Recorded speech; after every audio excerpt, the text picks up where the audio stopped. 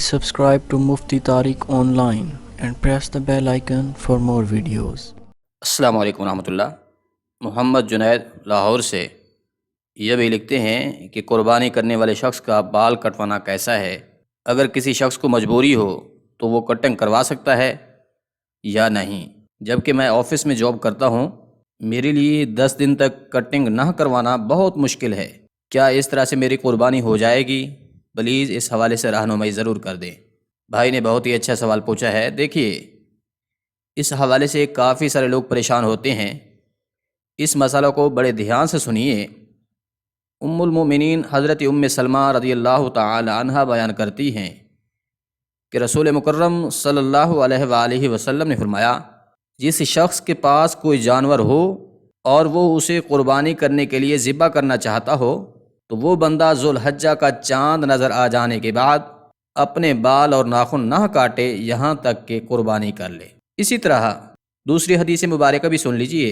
حضرت عمرو بن العاص رضی اللہ تعالی عنہ بیان کرتے ہیں، نبی کریم صلی اللہ علیہ وآلہ وسلم نے فرمایا، مجھے اضحیٰ کے دن کے متعلق حکم دیا گیا ہے کہ اسے بطور عید مناؤ، کہ یہ وہ دن ہے جس کو اللہ نے امت محمدی صلی اللہ علیہ وآلہ وسلم کے لیے خاص فرمایا ہے۔ تو جب ایک صحابی نے قربانی کے فضائل سنے تو اس نے عرض کیا، یا رسول اللہ صلی اللہ علیہ وآلہ وسلم، اگر مجھے دودھ دینے والے جانور کے سوا کوئی اور جانور نہ ملے تو کیا میں اس کی قربانی کر دوں؟ تو حضور نبی رحمت صلی اللہ علیہ وآلہ وسلم نے فرمایا، نہیں، بلکہ تم اپنے بال کاٹ لو، ناخن اور مونچھیں تراش لو، بغل اور زیر ناف صفائی کر لو، اللہ کے ہاں تمہاری یہی کامل قربانی ہے۔ کیا مطلب؟ کہ اگر قربانی کرنے کی استطاعت نہیں رکھتے ہو تو ذوالحجہ کا چاند نظر آ جانے کے بعد ناخن اور بال کاٹنے سے رک کے رہو اور پھر عید والے دن یہ کام کر لو تو اللہ کریم آپ کو پوری قربانی کرنے کا ثواب بخشے گا۔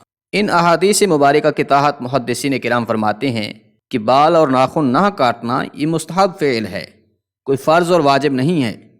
یعنی اگر کوئی شخص قربانی کرنا چاہ رہا ہے اور وہ بال اور ناخن نہیں کاٹتا تو اسے اس سے ثواب ملے گا، اور اگر قربانی کرنے والا شخص قربانی کے دنوں میں اپنے بال اور ناخن کاٹ لیتا ہے تو اس پر اسے کوئی گناہ بھی نہیں ہے اور نہ ہی اس سے اس کی قربانی میں کوئی فرق پڑے گا۔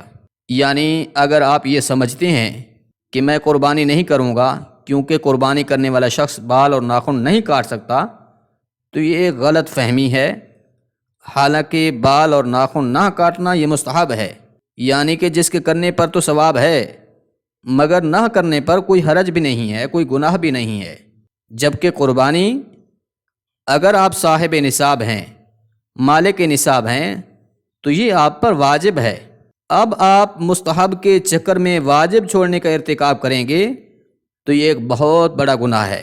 لہٰذا ساری گفتگو کا خلاصہ یہ ہے کہ اگر قربانی کرنے والا شخص قربانی کے دنوں میں بال اور ناخن کاٹنا چاہتا ہے تو کاٹ سکتا ہے، اس پر نہ تو اسے کوئی گناہ ملے گا اور نہ ہی اس سے اس کی کوئی قربانی میں فرق پڑے گا۔ ہاں، اگر نہیں کاٹے گا، رکا رہے گا ان 10 دنوں میں تو اس پر اسے ثواب ملے گا۔ امید ہے بات سمجھ آ گئی ہوگی۔